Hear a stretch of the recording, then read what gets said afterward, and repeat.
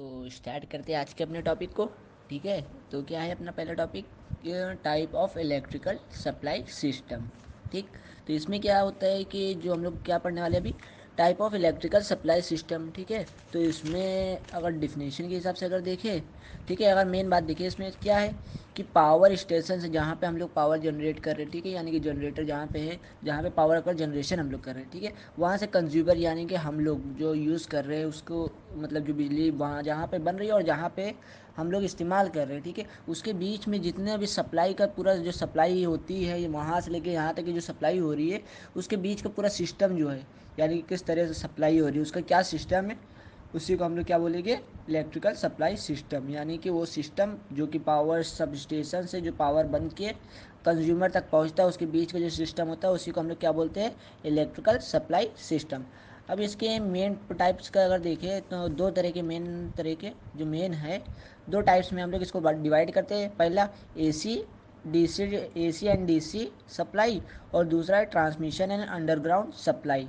ठीक है, वैसे अगर हम लोग और बुक्स वगैरह में देखेंगे तो उसमें और टाइप दिखाता है, लेकिन हम लोग मेन दो टाइप्स की बात करें। ठीक है, एसी डीसी सप्लाई और power transmission and underground supply. ठीक है, और देखते हैं इसमें जो सप्लाई सिस्टम होता है, अगर हम लोग सप्लाई सिस्टम की बात करें, ठीक है, तो वो जो बनता है तीन कंपोनेंट को मिला के, यानी कि जो सप्लाई सिस्टम, यानी कि हम लोग बीच की बात करें, जो बीच में बनता है वो तीन चीज़ को मिला के पूरा सप्लाई का सिस्टम बनता है।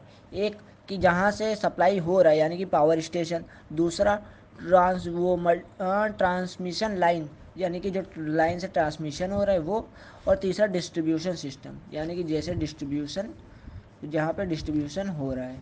ठीक है, यानी कि अगर देखें तो एक हो रहा है पावर स्टेशन हो गया अपना, ठीक है, दूसरा क्या अपना मल्टीप्लिकेशन लाइन, और तीसरा अपना कौन सा हो गया? Distribution system.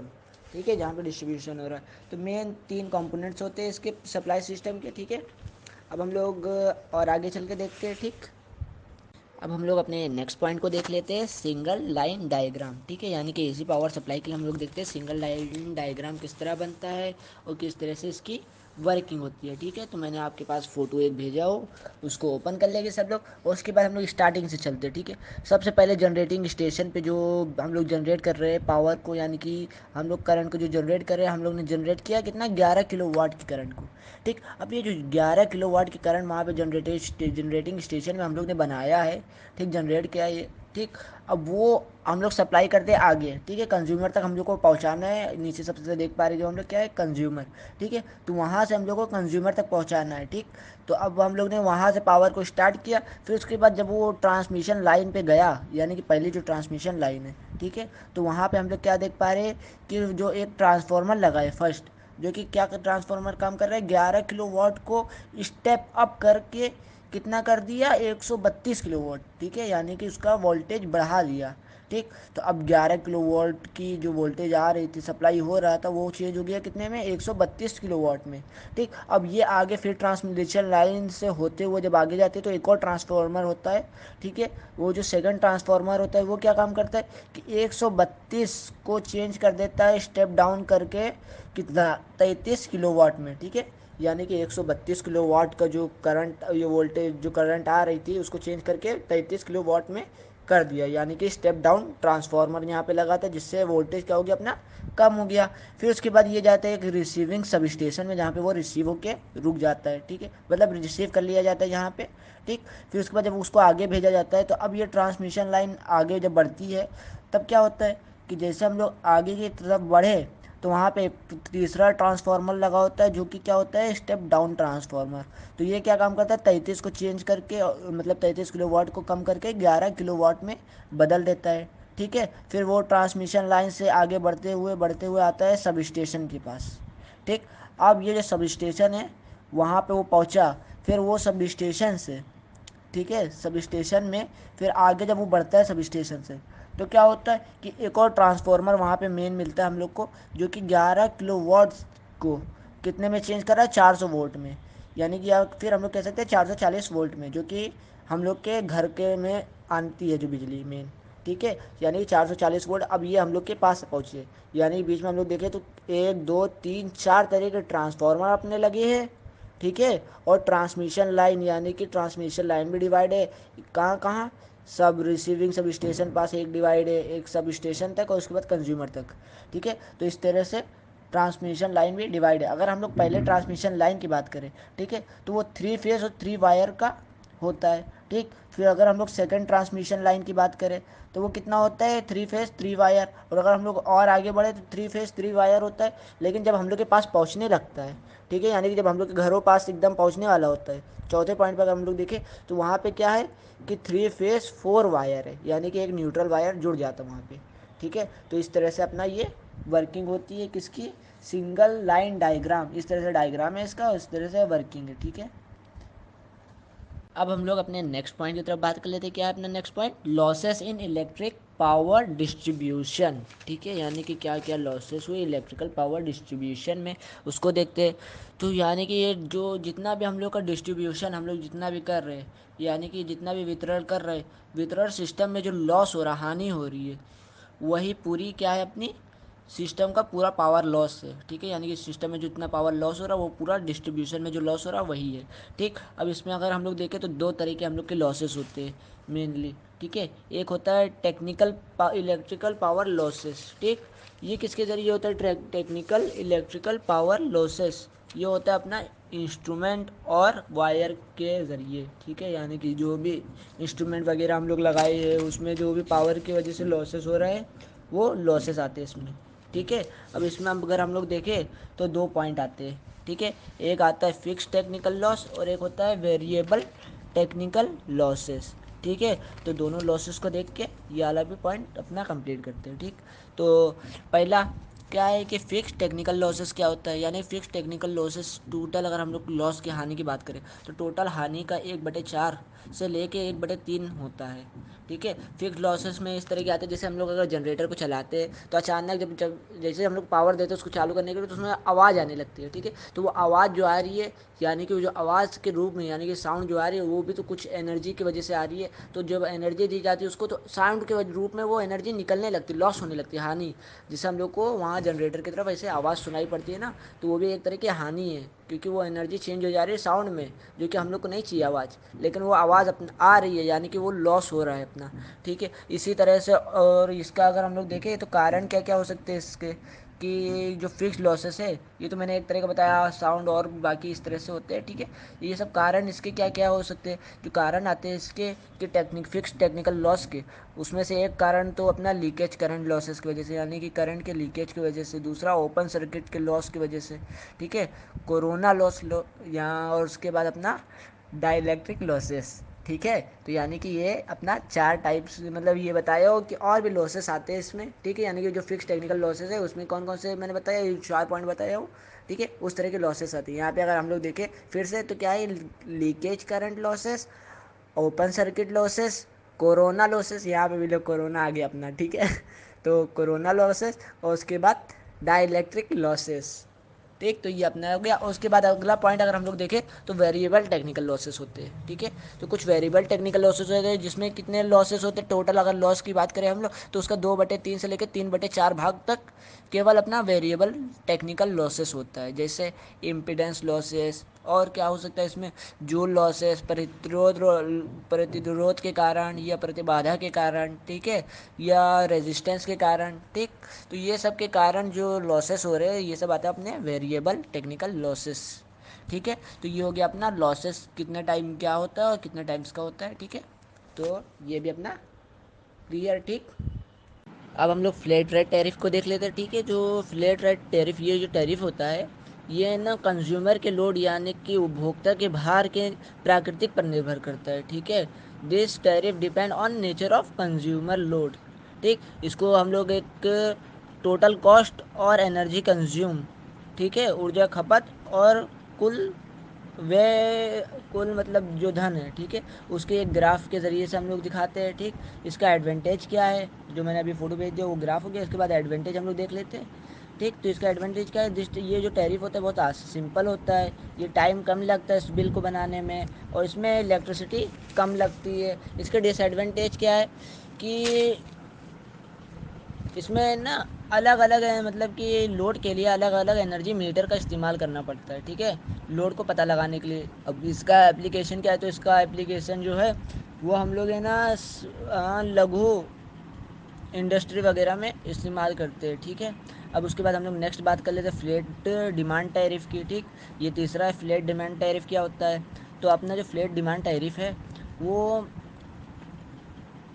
जो कंज्यूमर होते हैं उपभोक्ता द्वारा एक निश्चित कीमत ली जाती है पर मंथ और पर ईयर के हिसाब से, ठीक है। यानी कि एक मंथ में आपको इतना देना है, एक साल में आपको इतना देना है, उतना। जैसे आजकल गाँवों में भी कुछ गाँवों में भी ऐसा होता है कि जो उपभोक्ता जो बिजली इस्तेमाल कर रहे हैं उनका एक फ़िक्स्ड रेट होता है कि आपको इतना ही देना है, ठीक है। अब वो चाहे जितना इस्तेमाल करे उससे कोई दिक्कत नहीं है, ठीक है। तो इसमें क्या होता है कि जो मतलब विलेज के लोग होते हैं, गांव के लोग होते हैं, उसमें ज़्यादा हम लोग यूज़ कर लेते हैं चोरी छुपके। मतलब कि अगर मान लो कि लिए है केवल, मतलब कि उनको एक मतलब एक निश्चित फिक्स पैसा देना है, 200 रुपये 300 रुपये। अब वो खूब चलाए जा रहे क्योंकि देना तो उतना ही है। तो ये एक हिसाब से देखा जाए तो इसके लॉस भी है, ठीक है। और इसका मतलब यूपी एग्रीकल्चर यानी कि गाँव यूपी में एग्रीकल्चर यानी कि कृषि के कार्यों वगैरह में इसका इस्तेमाल वगैरह होता है, ठीक है। उसके बाद हम लोग चौथा देखते हैं स्टेप रेट टैरिफ क्या होता है। स्टेप रेट टैरिफ क्या होता है, अगर मान लो हम लोग जो इलेक्ट्रिकल के कंपोनेंट है जैसे कि लाइट हो गया, पंखा हो गया, ठीक है, इसी तरह से अगर हम लोग कंपोनेंट और बढ़ाते हैं, ठीक, तो इसमें क्या होता है कि जो लोड होता है यानी कि विद्युत भार होता है वो कम होने लगता है, ठीक है। यानी कि जितना ज़्यादा हम लोग इक्विपमेंट बढ़ाएंगे उतना ज़्यादा हम लोग का बिल कम होता जाएगा। जैसे कि पंखा चला लो, उसके बाद लाइट, दो चीज़ थी, अब हम लोग ने इतने में हम लोग को पैसा लग रहा था एक निश्चित, उसके बाद हम लोग ने बढ़ा दिया फ्रिज और एसी बढ़ा दिए, तो हम लोग को थोड़ा जो बाद में और पैसा लग रहा है तो वो कम होगा थोड़ा। यानी कि जितना ज़्यादा हम लोग खपत करेंगे उससे थोड़ा कम होता जाएगा। अभी इसको एक एग्जांपल के ज़रिए समझेंगे तो और अच्छे से समझ में आएगा, ठीक है। तो इसमें क्या होता है, जो पर यूनिट इलेक्ट्रिसिटी का कोर्स वो होता है, एनर्जी का कॉस्ट होता है, यानी कि जो पैसा लगता है प्रति यूनिट पे, प्रति इकाई पे, तो वो फिक्स नहीं होता है, ठीक है। यानी कि एक पे अगर मान लो 100 यूनिट लग रहा है 50 पैसे, तो अगले 100 यूनिट पे 40 पैसे, फिर अगले 50 यूनिट पे 30 पैसे, इस टाइप के। उसके बाद हम लोग देखते हैं नेक्स्ट, इसका इस्तेमाल हम लोग इंडस्ट्री वगैरह में करते हैं, ठीक है, उपभोक्ता के लिए। उसके बाद हम लोग अगला देखते हैं पाँचवा ब्लॉक रेट टैरिफ क्या होता है, ठीक है। तो ये भी उसी तरह होता है जिस तरह से स्टेप रेट टैरिफ में होता है, यानी कि इसमें भी सेम वैसे ही लगभग होता है। जैसे बिजली अगर हम लोग सामान बढ़ाएंगे तो पैसा कम लगेगा, ठीक है। यानी कि प्रति इकाई फिक्स नहीं होता है, वो भी धीरे धीरे कम होता जाता है, ठीक। अब इसमें जो टैरिफ होता है इसको बनाया जाता है कंप्यूटर के द्वारा, ठीक है। यानी कि इस टैरिफ को अगर हम लोग को बनाना है तो हम लोग को कंप्यूटर के द्वारा बनाया जाता है। इसका इस्तेमाल इंडस्ट्री वगैरह में होता है और इसकी कैलकुलेशन जो होती है वो मुश्किल होती है, ठीक है। इसको अभी एक एग्जांपल में भेज रहा हूँ फ़ोटो, उसके ज़रिए समझते हैं, ठीक। अब हम लोग इसको देख लेते हैं, एग्जांपल के जरिए समझ लेते हैं कि स्टेप रेट टैरिफ और ब्लॉक रेट टैरिफ अगर सेम है तो अंतर क्या है दोनों में, ठीक है। जैसे मान लो अगर एग्जांपल में बताएगा कि 100 यूनिट के लिए 50 पैसा लग रहा है, उसके बाद अगले 100 यूनिट के लिए 40 पैसा लग रहा है, उसके बाद अगले 50 यूनिट के लिए 30 पैसा लग रहा है। तो जो ब्लॉक रेट टैरिफ होता है तो वो 100 यूनिट गुड़े 50 पैसा लगा, ठीक। उसके बाद 40 गुड़े 40 पैसा लगा, उसके बाद 50 गुड़े 30 पैसा लगा, इस तरह से कैलकुलेशन करते। जबकि स्टेप रेट जो टैरिफ होता है उसमें जितना अगर कम से कम जो लगता है पैसा और टोटल यूनिट को एक बार जोड़ लेंगे हम लोग, यानी कि 100 100 50 यानी कि 250 यूनिट हो गया। उसके बाद 250 को जो कम पैसा है यानी कि 50 पैसा से कम 40 है, 40 से कम 30, यानी कि सबसे कम कितना है 30 पैसा, तो 30 पैसे से गुणा करके जितना आएगा उतने रुपये उनको देना पड़ेगा, ठीक है। लेकिन ब्रोक रेट में कैलकुलेशन इस तरह से की जाती है, 50 का जितना है उतना ही लो, 40 का जितना है उतना, और 50 का जितना है उतना, ठीक है। लेकिन स्टेप रेट में क्या होता है कि टोटल जितना जितना कम पैसा है उतना ही मतलब यूनिट लगेगी, ठीक है। अब हम लोग देखते हैं टू पार्ट टैरिफ को, ठीक है। तो जो टू पार्ट यानी कि दो पार्ट से मिलकर बना हुआ टैरिफ, इसमें क्या होता है एक फिक्स्ड कॉस्ट होता है और एक रनिंग कॉस्ट होता है, ठीक है। यानी कि एक फिक्स्ड कॉस्ट हम लोग को जो देना है और जो रनिंग कॉस्ट है दोनों को मिला के बनता है अपना टोटल, ये होता है क्या, टू पार्ट टैरिफ। तो जो टोटल चार्ज होगा वो बराबर क्या हो जाएगा, fixed cost plus running cost, या हम लोग इसको लिख सकते हैं kilo watt plus kilo watt hour से, ठीक है। इसका इस्तेमाल हम लोग लघु इंडस्ट्री वगैरह में करते हैं, ठीक है, उद्योगों में करते हैं। उसके बाद अगला देखें तो मैक्सिमम डिमांड टैरिफ क्या होता है, ठीक है। तो इसमें हम लोग जो मैक्सिमम डिमांड होती है चार्ज हम लोग लेते हैं किसके बेस पे, मैक्सिमम डिमांड के बेस पे, यानी कि जो कंज्यूमर उपभोक्ता है उसके जो मैक्सिमम डिमांड यानी कि जितना वो मांगेगा उसी के हिसाब से, जितना ज़्यादा वो मांगेगा उसी के हिसाब से हम लोग चार्ज ले लेते हैं, ठीक है, एक ही बार में। ये जो मैक्सिमम डिमांड, इसमें ना मीटर यूज़ होता है, यानी कि मैक्सिमम डिमांड इंडिकेटर मीटर का हम लोग इस्तेमाल करते हैं, किसके लिए, पता लगाने के लिए। और मेरे ख्याल से ये जो है हर आधे घंटे में देखता है कि कितना ज़्यादा मैक्सिमम लोड लिया। अब जितना ज़्यादा मैक्सिमम लोड लिया है वो, ठीक है, जितना ज़्यादा मैक्सिमम करंट उसने लिया, तो वही टाइम को उसी को वो कैलकुलेट करके उसी के हिसाब से बिल बनाएगा। ठीक है, यानी कम से कम नहीं, यानी कि ज़्यादा से ज़्यादा मैक्सिमम जितना उसका लोड खींचेगा आधे घंटे में, उसी के हिसाब से वो बिल बनाता है। ये होता है मैक्सिमम डिमांड टैरिफ। ठीक है, तो ये अपना टैरिफ का पार्ट कंप्लीट। अब हम लोग देखते हैं पावर फैक्टर क्या होता है। ठीक है, तो पावर फैक्टर एक अनुपात होता है किसका, कि वास्तविक शक्ति और आभासी शक्ति का। ठीक है, इसे हम लोग कॉस फाई से भी डिनोट करते हैं, जहाँ पे फाई क्या होता है कि कोण होता है किसके बीच का, एंगल होता है वोल्टेज और करंट के बीच का, यानी कि धारा और वोल्टेज के बीच का एंगल होता है। ठीक, इसको हम लोग एक और तरीके से कह सकते हैं पावर फैक्टर को, क्या, कि जो वोल्टेज और करंट के बीच के एंगल के कोसाइन को हम लोग क्या बोलते हैं, कोज्या को क्या बोलते हैं हम लोग, पावर फैक्टर। ठीक है, इसका फार्मूला मैंने भेजा हो, cos phi is equal to real power upon imaginary power. ठीक है, यानी कि वास्तविक शक्ति अपॉन आभासी शक्ति। पी एफ वो पी एफ यानी power factor is equal to हम लोग V I cos phi upon V I लिखते हैं। ठीक है, इस तरह से फार्मूला इसका होता है। अब ये जो पावर फैक्टर का मान जो होता है, यानी कि जब अगर मान लो करंट का जो मान है वो वोल्टेज से आगे होता है, ठीक है, तो पावर फैक्टर को हम लोग जो कहते हैं वो लीडिंग कहते हैं, यानी कि पावर फैक्टर लीडिंग, यानी कि पावर फैक्टर अग्रगामी कहते हैं जब करंट का मान वोल्टेज से ज़्यादा हो। अब मान लो अगर करंट का मान वोल्टेज से कम है, पीछे यानी कि, ठीक, तो इसे हम लोग बोलते हैं पावर फैक्टर लैगिंग। ठीक है, तो ये एक पॉइंट हो गया। ठीक, अगला देखते हैं हम लोग कि low power factor in industry में। ठीक है, इंडस्ट्री वगैरह में जो लो पावर फैक्टर होता है किसमें, कैसे, तो जो भी motor, transformer, electric furnace, arc lamp, luminous lamp, discharge lamp, तो ये आदि ये सब क्या आते हैं कि लो पावर फैक्टर, यानी कि जो वर्किंग करते हैं वो वर्क करते हैं, यानी कि कार्य करते हैं लो पावर फैक्टर पर, ये सब चीज़ें। ठीक है, अगला पॉइंट देखते हैं low power factor in industry का। तो होता है जैसे अगर मान लो कोई मोटर है, उसमें अगर हम लोग ने मेंटेनेंस करवाए, ठीक है, मेंटेनेंस करने से वो ठोक पीट करके जैसे निकालता है और डालता है, तो उसमें क्या हो जाता है, एक गैप बन जाता है स्टेटर और रोटर के बीच में। इसके वजह से लो पावर फैक्टर हो जाता है, पावर फैक्टर लो हो जाता है, यानी कम हो जाता है। ठीक, अब डिसएडवांटेज क्या है पावर फैक्टर कम होने के, ठीक है, तो जो पावर फैक्टर कम हो जाता है तो पुअर रेगुलेशन करता है, यानी कि जो रेगुलेशन होता है उसका वो मतलब घटिया हो जाता है, यूँ कह लो। ठीक है, उसका जो सिस्टम की इफ़िशियंसी होती है वो कम हो जाती है, उसका जो प्राइम मूवर का जो कीमत होती है वो बढ़ जाती है, यानी कि ज़्यादा कीमत का हम लोग को लगाना पड़ता है। ठीक है, उसके कंडक्टर की कीमत बढ़ जाती है, उसके उपकरणों की कीमत बढ़ जाती है, उसके करंट लाइन की जो मान होता है वो बढ़ जाता है। ठीक है, तो इसकी हानियाँ हो गई किसके, लो पावर फैक्टर की। ठीक, अब हम लोग अपने नेक्स्ट टॉपिक की तरफ बात कर लेते हैं, क्या अपना, कि अंडरस्टैंडिंग इलेक्ट्रिसिटी बिल। ठीक है, तो सबसे पहला पॉइंट है इसमें कौन सा, कि अपना टैरिफ स्ट्रक्चर। ठीक है, तो टैरिफ स्ट्रक्चर क्या होता है, अगर मान लो जैसे अगर सिंपली हम लोग टैरिफ की बात करें, तो हम लोग मान लो गए कहाँ पे, दुकान पे। ठीक है, दुकान पे जब हम लोग मोबाइल वोबाइल की दुकान पे जाते तो टैरिफ करवाने जाते थे पहले, है ना, तो क्या होता था वहाँ पे कि एक टैरिफ का पूरा स्ट्रक्चर, एक लिस्ट लगे रहती थी। ठीक है, एक अगर हिसाब से देखा जाए एक फ्रेम लगा रहता था वहाँ पे, फिर उसके बाद हम लोग देखते थे हमको जो टैरिफ चाहिए होता था, हम दुकान वाले को बोलते थे भैया ये वाला हमको चाहिए, यानी कि इतने रुपए में इतना मिनट है, तो हम लोग ने उनको पैसा दिया, हम लोग को उतना मिनट मिल गया, फिर अब हम लोग उतना मिनट को यूज़ कर लेते थे, है ना। किसी कस्टमर को ज़्यादा चाहिए रहता था टैरिफ, किसी को कम चाहिए मिनट, किसी को ज़्यादा, तो वो उस हिसाब से पैसा देता था। तो उसी तरह से यहाँ पे इलेक्ट्रिसिटी में भी टैरिफ एक स्ट्रक्चर बनाया जाता है, जिसमें अलग अलग तरह के जो कंज्यूमर है, यानी कि उपभोक्ता जो कि इस्तेमाल कर रहे हैं इलेक्ट्रिसिटी को, ठीक है, तो वो पैसा देते हैं इलेक्ट्रिसिटी के लिए किसको, सप्लायर को, जो सप्लाई करता है, यानी कि जो देता है।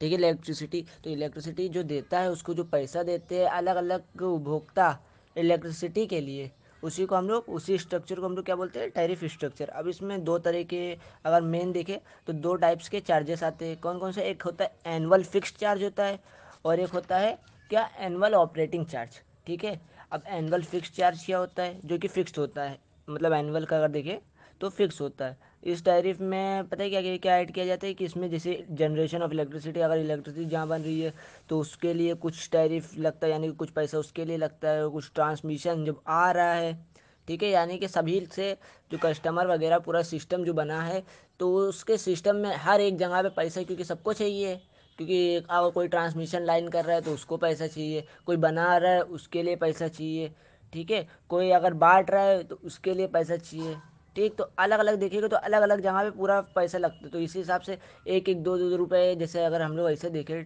कि रिचार्ज वगैरह पे एक एक दो दो, मतलब सब लोग को पैसा मिलता भी है और सबको मतलब जो चाहिए रहता है वो मिल जाता है और पैसा भी मिलता है अपना काम करने का, ठीक है। इसी तरह इसमें भी पूरे लोग को पैसा बढ़ेगा। तो कहाँ कहाँ बढ़ता है इस टैरिफ में, अगर हम लोग एनुअल फिक्स चार्ज की बात करें, जैसे फिक्स चार्ज होता है ना, जैसे टैक्स वगैरह लगता है, तो टैक्स जो लगता है गवर्नमेंट के पास जाता है, फिर उसमें बाद और भी बिल वगैरह में देखते हैं तो काफ़ी चीज़ जुड़ के आता है, इसके लिए इतना, इसके लिए इतना, इसके लिए इतना, ठीक। उसी तरह इसमें भी क्या है कि टैरिफ में ऐड किया जाता है क्या क्या, जनरेशन ऑफ इलेक्ट्रिसिटी, यानी कि जो बिजली बन रही जहाँ पे उसके लिए कुछ पैसा ट्रांसमिशन के लिए, यानी कि भेज जब आ रहा है लाइन जिससे, ठीक है, उसके लिए ट्रांसमिशन करने के लिए, कुछ पैसा डिस्ट्रीब्यूशन यानी बांटने के लिए, ठीक है, कुछ पैसा मेजर के लिए, ठीक, कुछ पैसा प्रोटेक्शन यानी कि मशीन को सही रखना, देखभाल करना, उसके लिए भी तो कुछ पैसे अलग से चाहिए होंगे, तो उसकी प्रोटेक्शन के लिए पैसा दी जाती है जिस, और कुछ पैसा इक्विपमेंट, नए नए सामान अगर वगैरह आ रहा है तो उसके लिए, मशीनों के लिए पैसा, ठीक है, सैलरी, अब जो वहाँ का मेन हेड है उसको भी सैलरी चाहिए रहती है, तो सभी का पैसा यही सबसे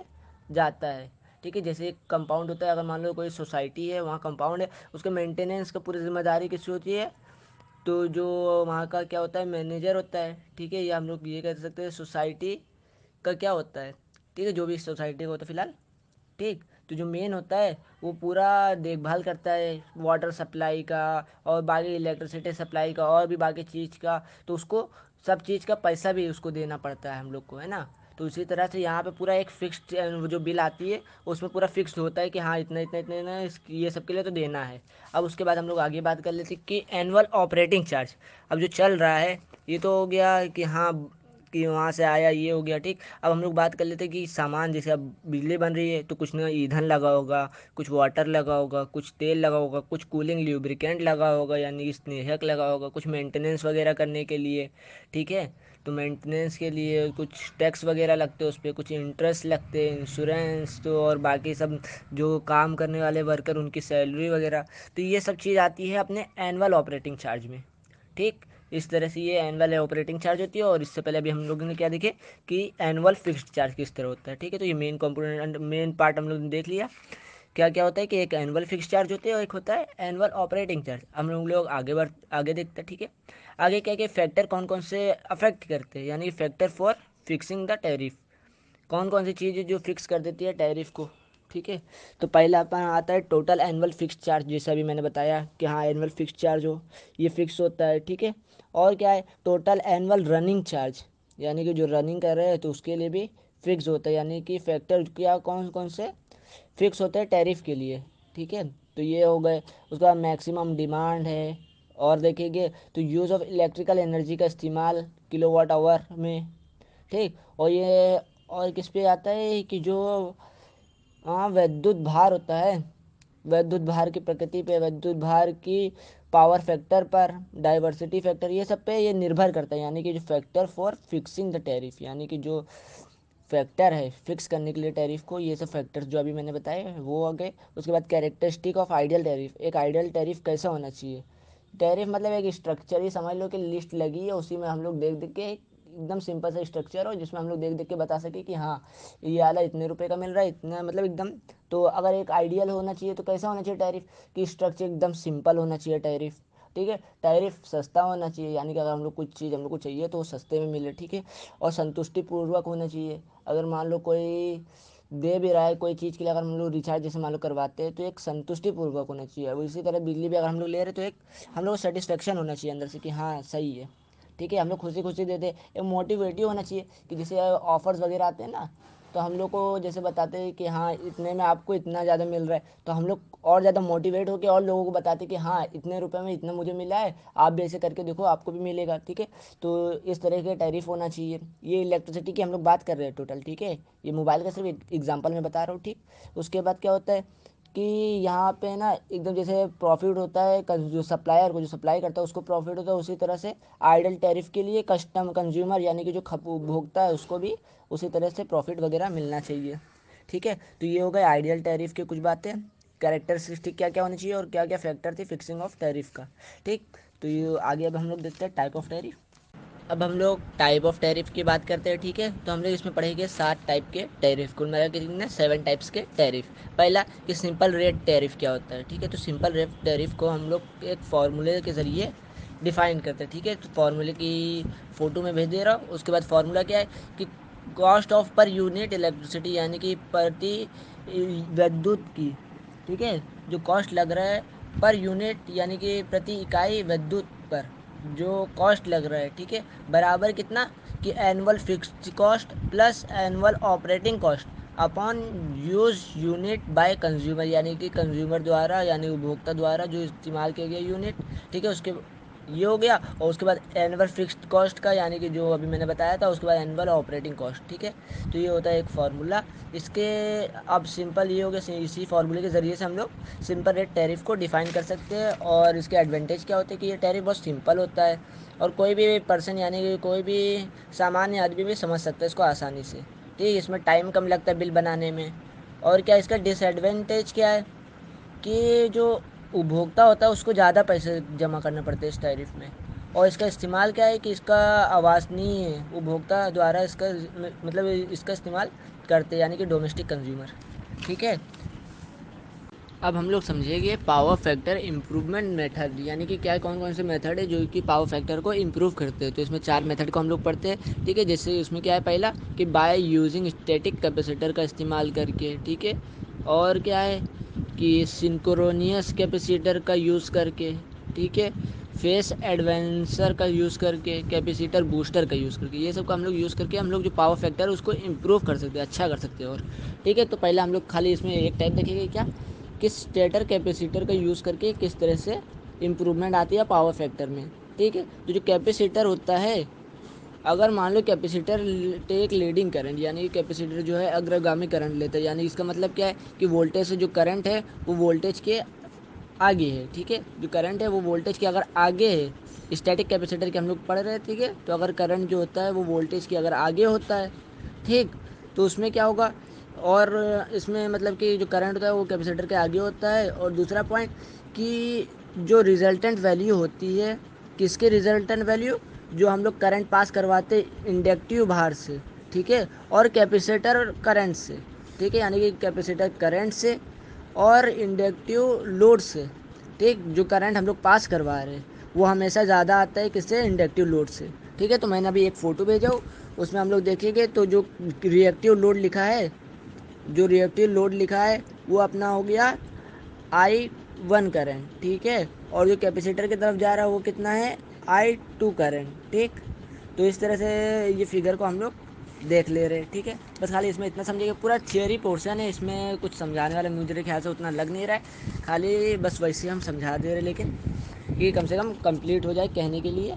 बाकी अगर आप लोग पढ़ेंगे अपने से तभी समझ में आएगा थोड़ा बहुत चीज़ें, क्योंकि पूरा थियोरी पोर्शन है। बस खाली इसमें समझ लो देख के याद करना या समझना, बस वैसे ही है, ज़्यादा कुछ उतना समझने वाला नहीं ना समझाने वाला है, ठीक है। इसीलिए बस वैसे ही पढ़ा रहे हैं, ठीक। तो उसके बाद इसका अगर एडवांटेज देखते हैं, तो अगर मान लो कैपेसिटी फैक्टर जो है वो कम कर दे तो क्या होगा कि जो मैक्सिमम डिमांड है, यानी कि कैपेसिटी फैक्टर को कम नहीं कर मतलब इम्प्रूव कर रहे, तो उससे क्या होगा कि जो मैक्सिमम डिमांड है कंज्यूमर यानी कि उपभोक्ता का, वो कम हो जाता है, ठीक। यानी कि जो कैपेसिटी फैक्टर में बोल रहा हूँ, पावर फैक्टर जो होता है इम्प्रूव करने से जो मैक्सिमम डिमांड यानी कि जो कंज्यूमर उपभोक्ता को चाहिए रहता है, जो डिमांड रहती है वो कम हो जाती है। क्यों, क्योंकि उनका जो पावर फैक्टर है वो इम्प्रूव हो गया, यानी कि उनके अब जो इक्विपमेंट बिजली खा रहे वो कम खा रहे, तो यानी कि उनको कम चीज़ की ज़रूरत होगी, ठीक है। तो इससे क्या होगा कि जो इलेक्ट्रिकल सिस्टम है, सिस्टम की इफ़िशियंसी जो होगी बढ़ जाएगी, यानी कि दक्षता बढ़ जाती है। और इसके क्या क्या फ़ायदे और है कि ये काफ़ी विश्वसनीय होता है, इसमें से मतलब मेंटेनेंस भी आसान होता है। और जो कैपेसिटर में लॉस होता है, ठीक है, वो भी कम होता है किससे, 0.5% से, ठीक। तो ये हो गया अपना इम्प्रूवमेंट वाला पॉइंट, ठीक है। इसमें बस खाली इतनी बात लिख देगी, ऐसे डायग्राम दिखा देगी, बस काफ़ी होगा मेरे ख्याल से। बाकी आप लोग अपने बुक से पढ़ के देख लीजिए, अच्छे से समझ में आएगा। अब हम लोग देखते हैं कॉन्सेप्ट ऑफ सेक्शन लोड, ठीक है, यानी कि कॉन्सेप्ट ऑफ सेक्शन लोड अपना नेक्स्ट टॉपिक, ठीक।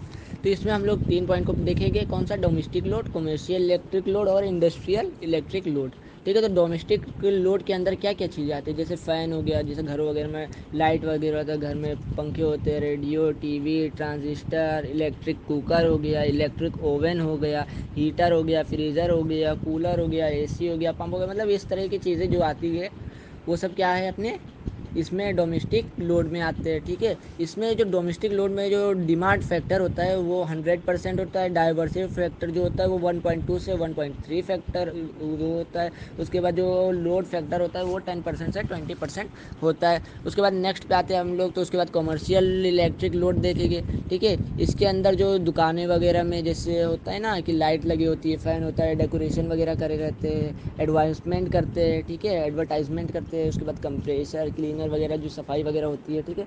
तो इस तरह की चीज़ें जो आती है ये सब अपने आती है कॉमर्शियल इलेक्ट्रिक लोड में। ठीक है। अब इसमें क्या क्या चीज़ें होती है कि जो डाइवर्सिटी फैक्टर होता है इसका डिमांड फैक्टर मतलब ये 100% होता है और डाइवर्सिटी फैक्टर 1.1 से 1.2 होता है और जो लोड फैक्टर होता है वो होता है 25% से 33% तक। ठीक है। उसके बाद हम लोग अगला देखते हैं इंडस्ट्रियल। नेक्स्ट फोटो को खोल लेंगे, उसके बाद उसमें देखेंगे इंडस्ट्रियल इलेक्ट्रिक लोड में क्या क्या चीज़ें आती है। तो पहले इसमें देखेंगे तो कॉटेज इंडस्ट्री, ये कॉटेज इंडस्ट्रीज आती है। ठीक है। इसके अंदर जो डिमांड फैक्टर होता है वो 55% से 65% होता है और डाइवर्सिटी फैक्टर जो होता है वो 1.2 से 1.3 होता है और लोड फैक्टर कितना होता है 30% से 40 फैक्टर। ठीक है। इसी तरह स्मॉल स्केल इंडस्ट्री में अगर हम लोग देखेंगे तो डाइवर्सिटी जो डिमांड फैक्टर होता है वो कितना होता है 60 से 70%, डाइवर्सिटी फैक्टर 1.3 से 1.4 और लोड फैक्टर 40% से 45%। उसके बाद मीडियम स्केल इंडस्ट्री में देखेंगे डाइवर्सिटी जो डिमांड फैक्टर होता है वो होता है 65 से 75%, डाइवर्सिटी फैक्टर 1.4 से 1.5, लोड फैक्टर 50% से 55%। उसके बाद लार्ज स्केल इंडस्ट्री में देखेंगे तो जो डिमांड फैक्टर होता है वो 70 से 80%, डाइवर्सिटी फैक्टर 1.5 से 1.6% और उसके बाद जो लोड फैक्टर होता है वो उतना है 60% से 65%। उसके बाद हाई स्केल इंडस्ट्री में देखेंगे तो डिमांड फैक्टर 80 से 95%, डाइवर्सिटी फैक्टर 1.6 से 1.8%। उसके बाद जो LF है यानी कि लोड फैक्टर वो होता है वो 70% से 80%। ठीक है। तो ये भी अपना टॉपिक कंप्लीट यहीं पे ही करते हैं। ठीक है। इसके अंदर के ज़्यादा डिटेल में नहीं जाएंगे, बस खाली इतनी चीज़ ही मेरे ख्याल से अभी के लिए काफ़ी है। ठीक। तो स्टार्ट करते हैं आज का टॉपिक। ठीक है। तो पहले अपना टॉपिक क्या है कि किलोवाट एम्पियर और किलोवाट एम्पियर रिएक्टेंट क्या होता है। ठीक है। तो इसको हम लोग पहले समझते हैं। ठीक। तो सबसे पहले अपना सब लोग चिप्स की पैकेट खोलो, मतलब कि वो वाला चिप्स वाले फ़ोटो पहले खोलो सब लोग। ठीक। तो उसमें हम लोग देखेंगे कि एक जगह किलोवाट लिखा है, एक जगह क्या लिखा है किलोवाट एम्पियर लिखा है। ठीक है। यानी कि KVAR लिखा है और एक जगह किलोवाट एम्पियर यानी कि KVA लगा है। ठीक है। तो यहाँ पे जो किलोवाट ट्रू पावर, ठीक है, यानी कि ट्रू पावर कह सकते हैं हम लोग, एक्टिव पावर कह सकते हैं। ठीक है। तो ये होता है जैसे अगर हम लोग लेस की पैकेट एक लेके आए, ठीक है, खाने के लिए, तो उसमें हम लोग देखते हैं कि क्या मतलब कि चिप्स की मात्रा होती है, मान लो किलोवाट, यानी कि पूरे चिप्स तो भरा रहता नहीं है ऊपर तक जितना फूला रहता है, लेकिन उसके अंदर क्या होती है गैसें भी भरी होती है ना, यानी कि एयर भरा होता है और कुछ चिप्स होती है। ठीक है। तो अब हम लोग देखो जैसे चिप्स की पैकेट लाए उसमें थोड़ा सा चिप्स होता है और उसके बाद कुछ एयर भी भरी होती है। ठीक। लेकिन अगर हम लोग देखें तो इनडायरेक्टली अगर हम लोग देखें तो जो एयर भरी होती है उसको भी हम लोग का ज़रूरत होता है किसके लिए कि वो जो चिप्स ख़राब ना हो जाए, यानी कि जो हम लोग डालते हैं उसके अंदर गैस वगैरह भरते हैं तो वो चिप्स ख़राब ना हो जाए इस वजह से उसमें डाली जाती है। ठीक है। ताकि वो जल्दी से ख़राब ना हो, यानी कि इनडायरेक्टली देखा जाए तो हम लोग को उसकी भी ज़रूरत है, लेकिन मेन चीज़ हम लोग को किसकी ज़रूरत है कि हम लोग को चाहिए मेन लेस वही जो मिल रहा है थोड़ा सा। ठीक है। यानी कि जो पूरा फुल नहीं ना, लेकिन कुछ अमाउंट एयर की भी, तो यानी कि हम लोग को उसका लिए भी पैसा देना पड़ता है। जो हम लोग पैसा देते हैं वो केवल चिप्स के लिए नहीं देते, वो गैस भरी गई है उसके लिए भी हम लोग मिला के देते हैं। ठीक है। तो इसी तरह से इलेक्ट्रिसिटी में अगर हम लोग आते हैं तो हम लोग जो मेन हम लोग को जो चाहिए रहता है पावर वो होता है किलोवाट। ठीक। लेकिन उसके साथ हम लोग को किलोवाट के प्रोटेक्शन के लिए, यानी कि जो हम लोग को करंट आ रही है उसकी प्रोटेक्शन के लिए किलोवाट यानी कि KVAR यानी रिलेटिव पावर की भी हम लोग को ज़रूरत होती है। ठीक है। तो क्या समझे कि जैसे मैंने बताया कि चिप्स जो है हम लोग को जिसकी ज़रूरत है वो है किलोवाट यानी कि रिलेटिव पावर, वो रियल पावर हो गई अपनी। ठीक है। वास्तविक शक्ति हो गई अपनी। ठीक। लेकिन हम लोग को जो चीज़, लेकिन उसके लिए हम लोग को साथ में चिप्स के साथ हम लोग को प्रोटेक्शन के लिए उसकी क्या चाहिए, एयर चाहिए, नहीं तो वो ख़राब हो जाएगा। तो उसी तरह से यहाँ पे भी हम लोग को बिजली के लिए यानी कि जो हम लोग को पावर चाहिए उसके साथ हम लोग को प्रोटेक्शन भी चाहिए जिसके लिए KVAR आता है। ठीक है। तो ये भी हम लोग के लिए ज़रूरी है। अब हम लोग जो टोटल पेमेंट करते हैं, ठीक है, जो टोटल अगर सम की बात करें किलोवाट और KVAR की, ठीक है, KW और KVAR की, तो क्या होता है किलोवाट एम्पियर, ठीक है, यानी कि ये टोटल होता है दोनों का। तो हम लोग को जो पेमेंट करना रहता है वो KVAR किलोवाट एम्पियर, यानी कि टोटल का पेमेंट हम लोग को करना रहता है, ठीक है। तो इतनी बात क्लियर हो गई होगी, ठीक है। इसमें और आगे देखते हैं। अब चिप्स वाले पैकेट के बाद नीचे आते हैं, ठीक। नीचे वाली फिगर में हम लोग देख रहे हैं कि एक एंगल बना है, ठीक है, ठीक। तो उसमें हम लोग देख रहे हैं एक तरफ किलोवाट एम्पियर लिखा है यानी KVA, और एक तरफ लिखा है किलोवाट, और उसके ऊपर लिखा है क्या, रिजल्टेंट को हम लोग क्या देख रहे हैं कि किलोवाट एम्पियर रिएक्टेंट, ठीक। ये हो गया।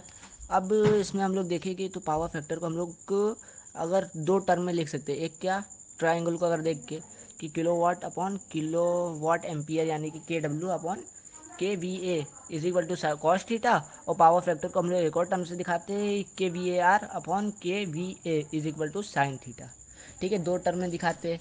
अगर हम लोग देखें किलोवाट और या किलोवाट एम्पी ये KVAR का है या किलोवाट एम्पियर यानी कि KVA का है, तो ये तीनों ही, चाहे रिलेटिव पावर की मैं बात करूँ और चाहे मैं एपरेंट पावर की बात करूँ या रियल पावर की बात करूँ, तीनों की तीनों सब के सब एनर्जी की ही यूनिट है, ठीक है। तो इसमें से किलोवाट जो है वो हम लोग को चाहिए है, और किलो यानी KVAR जिसको हम लोग को, जो हमको चाहिए नहीं है लेकिन हाँ जो चीज़ हमको चाहिए उसके लिए वो चाहिए, उसके लिए वो ज़रूरी है, ठीक है। और टोटल की अगर हम लोग बात करें तो किलोवाट एम्पियर है, ठीक। तो ये इस तरह से है। आगे अगर हम लोग देखें, ठीक है, तो जो ये दोनों हम लोग ने देख लिया किस तरह से, ये फिगर में फार्मूला भी देख लिया, मेन बस खाली यही बात है इसमें, ठीक है। अब हम लोग अपने नेक्स्ट पॉइंट की तरफ बात कर लेते हैं। अपना नेक्स्ट पॉइंट क्या है, टाइप्स ऑफ मोटर, यानी मोटर कितने टाइप्स के होते हैं, ठीक है। तो पहला टाइप अपना है, दो मेन टाइप्स हम लोग देखेंगे, जिसमें से एक है DC और दूसरा है AC मोटर, ठीक। तो DC मोटर में 4 पॉइंट आते हैं, ठीक है। पहला point separately excited motor, second series DC motor, तीसरा स्टट मोटर, और चौथा कंपाउंड DC मोटर। अब हम लोग AC मोटर की बात करते हैं कितने टाइप्स के होते हैं, तो उसमें पहले टाइप में हम लोग बात करेंगे जो है इंडक्टिव मोटर है। इंडक्टिव मोटर में दो तरह के होते हैं, क्वारल केज मोटर और स्लिप रिंग इंडक्टिव मोटर, ठीक है। सेकंड है सिंक्रोनियस मोटर, ठीक, वो उसके अंदर कोई टाइप्स नहीं ना। उसके बाद तीसरा जो अपना आता है वो होता है वन फेस मोटर, ठीक है। वन फेस मोटर में 3 टाइप्स आते हैं, कौन कौन से, one phase induction motor, one face synchronous motor और कम्यूटेटर मोटर, ठीक। अब हम लोग लॉसेस की बात करते हैं, लॉसेस इन इंडक्शन मोटर में, ठीक है। तो पहला अपना जो लॉस होता है उसमें हम लोग पढ़ेंगे कितने टाइप्स के लॉसेस, अपना है 1 2 3 4 5 टाइप के, ठीक है। पहला टाइप्स कौन सा है कि हम लोग देखेंगे कोर लॉसेस क्या होता है, उसके बाद विंडेज एंड फ्रिक्शन लॉसेस क्या होता है, उसके बाद स्टेटर लॉसेस क्या होता है, उसके बाद रोटर लॉसेस क्या होता है, उसके बाद स्ट्रे लोड लॉसेस क्या होता है, ठीक है। तो पहला कोर लॉसेस में क्या है कि ये जो कोर लॉस होता है वो होता है मोटर के अंदर, ठीक है। जब विद्युत वाहक बल उत्पन्न होता है उसमें, तब ये कोर मोटर में लॉस होना चालू होता है, ठीक है। इसमें भंवर धाराएं फ्लो होने लगती है, जिससे कोर जो होता है वो गर्म होने लगता है या हीट उसमें आने लगती है, जिसके वजह से इसी तरह के यानी कि हीट हो रहा है तो मतलब हीट से लॉस हो रहा है, तो इस लॉस को क्या बोलेंगे, इस तरह के यानी कि कोर में जो लॉस हो रहा है उसको बोलते हैं कोर लॉसेस, ठीक है, कोर लॉसेस। उसके बाद second windage and friction losses क्या होता है, ठीक है। इस तरह के लॉसेस जो होते हैं वो फ्रिक्शन यानी कि एक्यूमुलेटर हो गया, ठीक है, एक्यूमुलेटर के घर में घर्षण के कारण, या एमर्चर में अगर एयर पास करते हैं तो एयर पास की वजह से जो फ्रिक्शन होता है उसके कारण, तो इस तरह से इसमें मतलब लॉसेस होते हैं, ठीक है, विंडेज और फ्रिक्शन लॉसेस में। उसके बाद अपना स्टेटर लॉसेस कैसे होता है, ठीक है। तो ये जो डिपेंड निर्भर होता है, स्टेटर जो लॉस होता है वो एक तरह का लॉस होता है जो कि निर्भर होता है स्टेटर रेजिस्टेंस पे, लॉसेस पे और करंट पे, ठीक, यानी कि स्टेटर रेजिस्टेंस लॉसेस, स्टेटर प्रतिरोध की हानियाँ और करंट यानी कि धारा पर निर्भर करता है, ठीक है। इसे नॉर्मली हम लोग है ना I²R लॉसेस भी कहते हैं स्टेटर लॉसेस को, ठीक। अगला है अपना रोटर लॉसेस क्या होता है, ठीक है। तो ये I²R तापमान के रूप में होता है ये भी, ठीक है। या ये जो डिपेंड करता है वो रोटर करंट और रोटर रेजिस्टेंस पे यानी कि रोटर की धारा और रोटर प्रतिरोध पर निर्भर करता है, ठीक। उसके बाद अपना आता है स्ट्रे लोड लॉसेस, ठीक है। जो भार मतलब भार धाराएं होती है यानी कि भार धारा द्वारा प्रेरित फ्लक्स के क्षरण के कारण इस प्रकार की हानियाँ उत्पन्न होती है। ठीक है, तो अपना ये हो गया स्ट्रे लॉसेस भी। ठीक, अब हम लोग देखेंगे feature and characteristic of energy efficient motor का। ठीक है, तो इसमें हम लोग क्या क्या कैरेक्टरिस्टिक होते हैं, क्या क्या खासियतें होती है अपना एफिशिएंट मोटर यानी कि दक्षतापूर्ण मोटर वाली। ठीक है, तो इसमें पहला हम लोग देखेंगे और फीचर क्या क्या होते हैं इसके। ठीक है, तो पहला अपना क्या है, मोटर का साइज़, यानी कि जो मोटर का साइज़ होता है तो इस तरह से होना चाहिए कि उसका जो लोड फैक्टर पड़ रहा है उस पर, ठीक है, भार गुणक, वो होना चाहिए 65% से 100% तक। तो ये ऐसा अगर रहेगा फिर लोड फैक्टर, ठीक है, यानी कि भार गुणक, तो अपना इस साइज मतलब इस शेप का अगर मोटर होगा तो उसमें अच्छी इफिशियंसी मिलेगी। अगर मान लो जो रनिंग इफिशियंसी होती है, यानी कि जो परिचालन दक्षता होती है किसी भी मोटर की, ठीक है, अगर मान लो हम लोग बड़ा मोटर इस्तेमाल कर रहे हैं, ठीक, तो बड़ा मोटर इस्तेमाल करने से क्या क्या होता है कि उसके जो निवेश जो कॉस्ट लग रहा है, ठीक है, वो ज़्यादा लगता है। उसके बाद जो मतलब उच्च चालन लागत लगता है, हाई रनिंग कॉस्ट लगता है, हाई स्विच गियर कॉस्ट लगता है, और ऊपर से हाई मेंटेनेंस वगैरह भी लगता है। उसके बाद जो पावर फैक्टर होता है प्रॉब्लम भी आती है, पावर फैक्टर की भी प्रॉब्लम आने लगती है। तो ये सब मतलब अगर बड़ा इस्तेमाल करते हैं हम लोग ज़्यादा तो ये सब दिक्कतें आती है। ठीक है, सेकंड पॉइंट हम लोग देखते हैं, इसीलिए हम लोग को जो शेप होना चाहिए मोटर का, वो उसका लोड फैक्टर जो है 65 से 100% होना चाहिए। ठीक है, और छोटा साइज़ रहेगा तो अच्छा रहेगा। जैसे ऑपरेटिंग स्पीड जो होती है, अगर हाई स्पीड मोटर है तो उसकी इफ़िशियंसी अच्छी होगी, अगर लो स्पीड मोटर है तो अच्छी कम होगी। ठीक है, उसके बाद हाई इंडस्ट करंट का देखते हैं। ठीक है, तो जो भी अगर मान लो अगर इफ़िशिएंट मोटर है, जो एनर्जी इफिशियंटी वाला मोटर यानी कि दक्षतापूर्ण जो मोटर है ऊर्जा की, ठीक है, तो जो उसकी मतलब कि लेस रेजिस्टेंस क्वालिटी यानी कि निम्न प्रतिरोध गुण के कारण मानक मोटर की कंप्रेसर में हाई करंट शो करता है। ठीक है, यानी कि मानक गुण की तुलना में हाई करंट शो करते हैं, यानी कि उच्च धारा मतलब प्रदर्शित करते हैं। ठीक है, इस उच्च धारा का अवधि बहुत कम होता है, अतः एनर्जी एफिशिएंट मोटर में मैग्नेटिक परिपथ रक्षण का उपयोग करते हैं। ठीक है, तो ये अपना 3 पॉइंट्स हो गए किसमें कि क्या उनसे मतलब किस तरह के एनर्जी एफिशिएंट मोटर होना चाहिए। ठीक, अब हम लोग अपने नेक्स्ट पॉइंट की तरफ बात करते हैं, एस्टिमेशन ऑफ मोटर लोडिंग का। ठीक है, तो इसमें कि हम लोग देखेंगे किस तरह से हम लोग एस्टिमेशन करते हैं, किस तरह से मोटर की लोडिंग को हम लोग याद करते हैं। ठीक है, तो हम लोग पहला मेजर करेंगे किसके द्वारा, इनपुट पावर की, यानी कि बाय मेजरिंग इनपुट पावर। ठीक है, तो इसमें हम लोग क्या देखेंगे, जो लोड होता है, अगर लोड की परसेंटेज हम लोग को निकालना है तो हम लोग को बस खाली चाहिए क्या, इनपुट पावर इन किलोवाट और input power in kilowatt on rated full load, यानी कि फुल लोड पर कितना जो इनपुट पावर है उसको देखेंगे। तो यहाँ P1 इज इक्वल टू हम लोग देख रहे हैं इनपुट एनर्जी इन किलोवाट में और input energy in kilowatt on rated full load पर है। ठीक है, तो ये फॉर्मूला क्या बना, P1/P2 इंटू 100।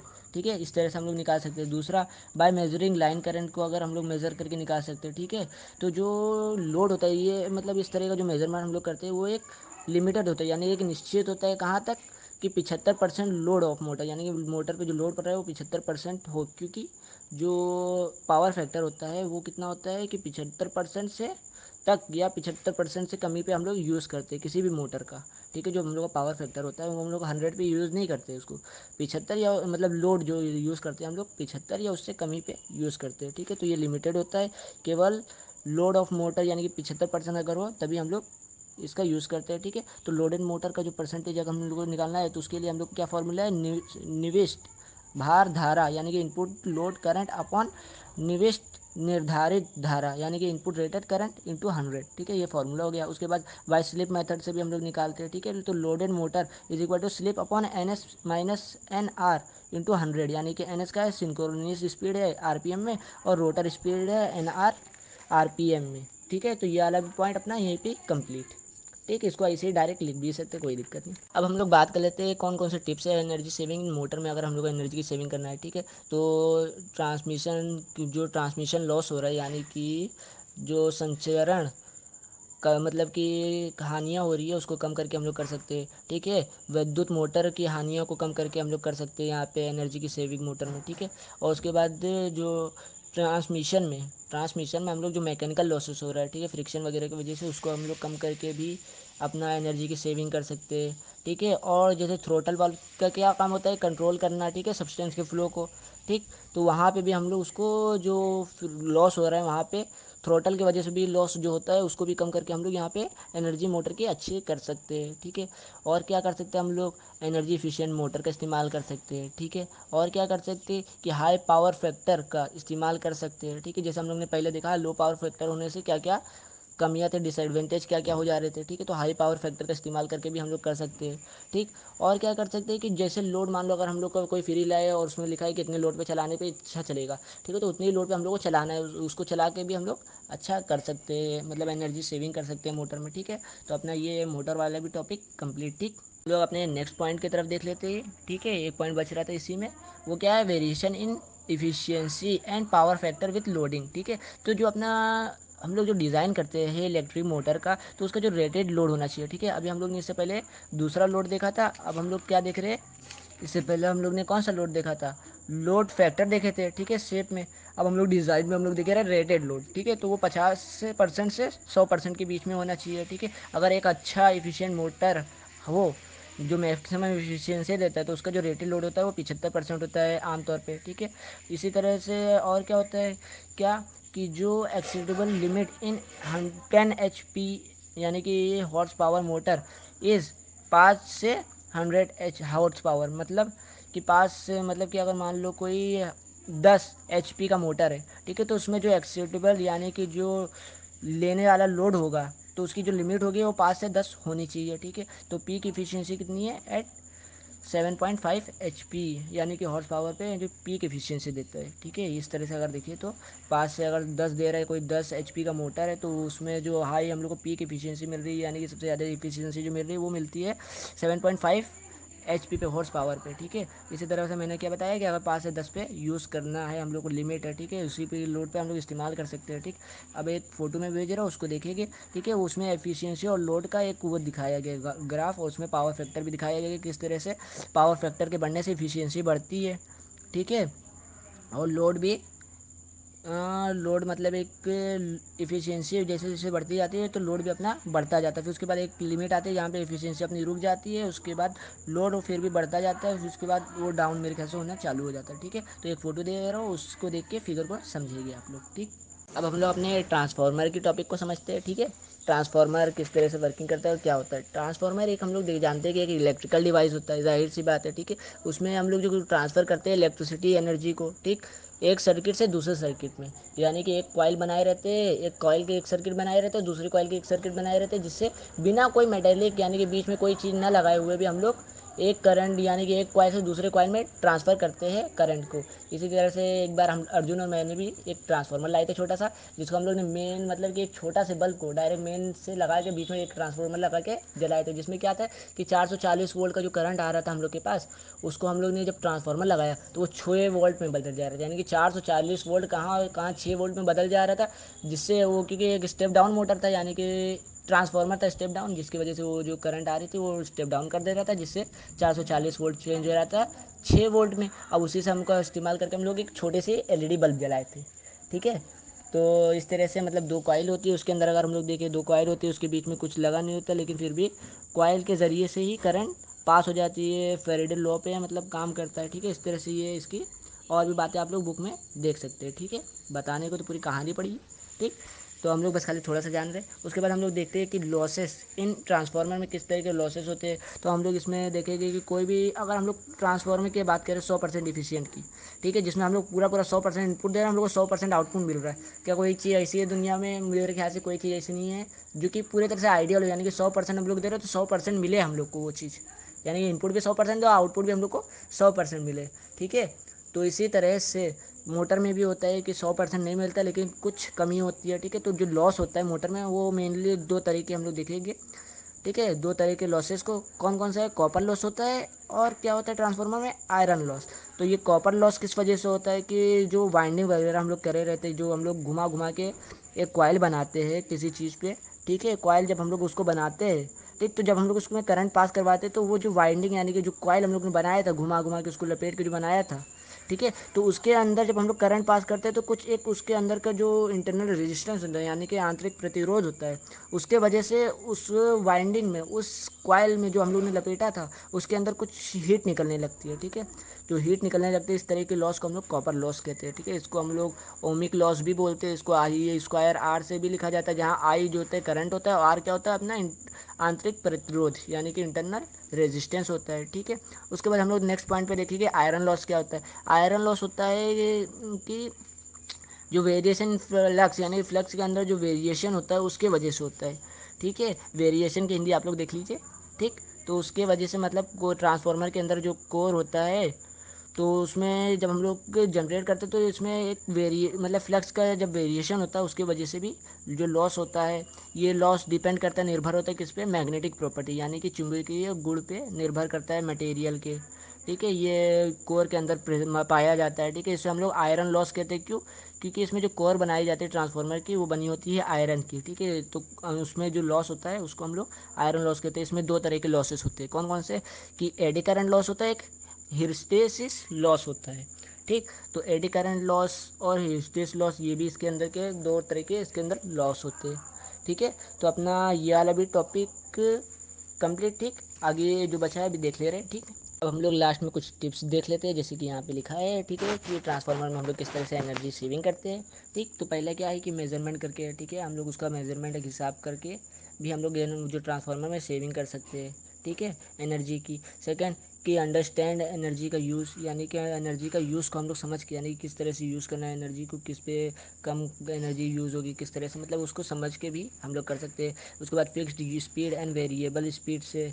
ठीक है। उसके बाद मतलब कि फिक्स स्पीड एक मतलब रख के बार बार कम ज़्यादा ना करके, अगर हम लोग फिक्स स्पीड रखें तब भी हम लोग एनर्जी की मेरे ख्याल से ये इसमें ट्रांसफार्मर हम लोग सेविंग कर सकते हैं। उसके बाद उसको अगर मान लो ज़रूरत नहीं ना तो ट्रांसफार्मर को हम लोग को बंद कर देना चाहिए। ठीक है। उसके बाद क्या है कि एक मतलब डिज़ाइन ऐसा बनाया जाए कि जो सबसे ज़्यादा एफिशिएंसी दे। ठीक है। एफिशिएंट सिस्टम बनाना चाहिए डिज़ाइन। ठीक है। उसको स्लो करना चाहिए। ठीक है। स्लो डाउन है। उसके बाद अगला क्या है कि use energy saving motor control, यानी कि एक एनर्जी को सेविंग करने का मोटर के लिए कंट्रोल बनाना चाहिए, एक कंट्रोल करना चाहिए। ठीक है। जिससे कम मतलब अच्छे से अच्छा एनर्जी की सेविंग हो। ठीक है। उसके बाद क्या है कि मोटर का साइज़ सही होना चाहिए। ठीक है। जैसे मैंने बताया कि किस तरह का साइज़ होना चाहिए, किस तरह का शेप होना चाहिए। ठीक है। तो ये हो गए कुछ पॉइंट्स वगैरह इसमें। तो ठीक है, आज का टॉपिक हम लोग यहीं पे कंप्लीट करते हैं। ठीक। ये वाला चैप्टर जो हम लोग पढ़ रहे थे इसको यहीं पे कंप्लीट करते हैं, और जो बचा होगा आप लोग उसको बुक से देख लीजिएगा। ठीक है। मेरे ख्याल से ज़्यादा नहीं बचेगा, एक आध टॉपिक शायद छूटा होगा इस टॉपिक मतलब इस चैप्टर में, बाकी तो लगभग मैंने सब कंप्लीट कर दिया हूँ। ठीक है। तो आप लोग अब अच्छे से पढ़िए और बाकी